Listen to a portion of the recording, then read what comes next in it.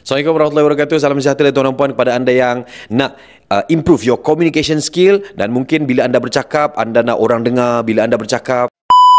Tuan dan puan, apa perasaan tuan dan puan kalau anda dengar saya bercakap dengan keadaan ataupun speed of voice yang laju? Mungkin ada yang boleh tangkap, mungkin ada yang tak boleh tangkap. So, kepada anda yang mempunyai situasi di mana orang selalu komplain, bos ni selalu cakap laju lah, kadang-kadang saya tak dapat nak tangkap.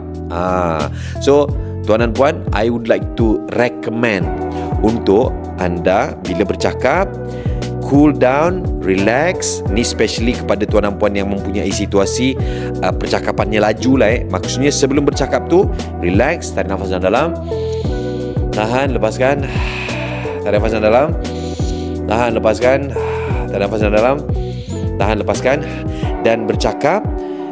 Masa anda bercakap tu, saya nak tuan dan puan anda perlahankan anda punya speed of voice, dan masa anda perlahankan anda punya speed of voice, relax. Yang paling bagus adalah kita pause.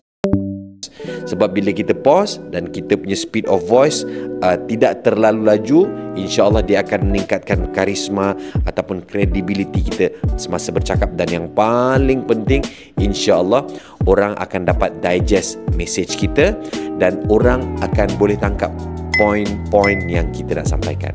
Alright? Jadi anda semua dapat sesuatu tak? Kalau dapat, cuba komen dapat.